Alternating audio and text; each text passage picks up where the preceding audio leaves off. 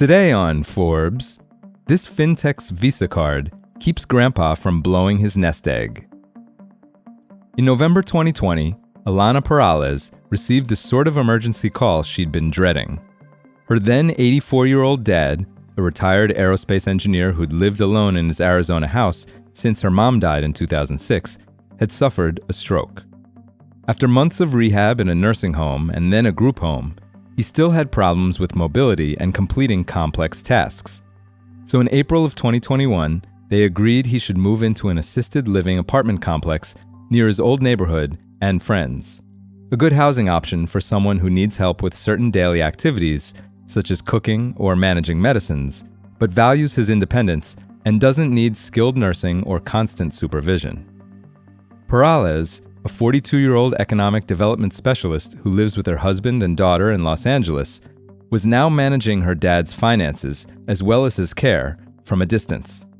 Even before his stroke, she'd worried he was starting to fall for scams and junk products pitched by telemarketers and door-to-door salesmen. Now she wanted something akin to assisted living for his spending.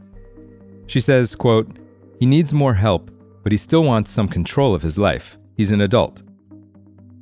After some online research, her husband found the solution: a prepaid Visa debit card that allows a relative or other trusted administrator to monitor the cardholder's transactions and set up dozens of individual spending controls, limiting the size and nature of purchases and how and where they occur. For example, blocking certain charges from telemarketers or online. Attempted charges by known fraudsters are automatically blocked, while administrators can get alerts when unusual spending has been detected or transactions declined. Both the cardholder and the administrator have to consent to the arrangement, but the administrator doesn't need to hold a financial power of attorney, since the card is funded with discrete deposits, not all of a holder's assets. The unique card is offered by TrueLink Financial, a 12-year-old San Francisco-based financial technology company, which last week was named to the Forbes FinTech 50 list for 2025, on the strength of its mission and recent growth and profitability. After scrambling to survive in its earlier years, TrueLink has been in the black for the past 2 years, netting $2 million on $30 million in revenue in 2024, according to CEO and co-founder Kai Stinchcomb. Over the years, Khosla Ventures, QED Investors, and Centana Growth Partners, among others, have poured $60 million into the startup. In its last fundraise in January 2022, during the height of the fintech boom, TrueLink raised $12 million at a $144 million valuation. Since then, its revenue has doubled, Stinchcomb says, and it's now able to fund growth internally. He and co-founder Claire McDonnell still own about 30% of the company, Forbes estimates. The 100-employee operation reached this point with just 2 tightly related core products. It currently oversees more than 150,000 individual debit cards for users with cognitive disabilities and for those recovering from, or in the throes of, addiction.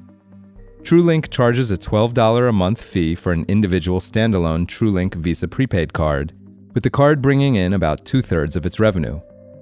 The other third comes from TrueLink's growing business as an SEC-registered investment advisor, managing nearly $1.5 billion in individual and pooled so-called, quote, special needs trusts.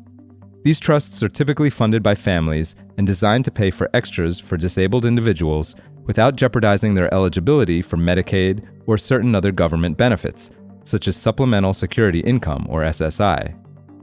TrueLink charges 1% of assets to manage trusts, which are held at Charles Schwab and allocated to low-cost ETFs.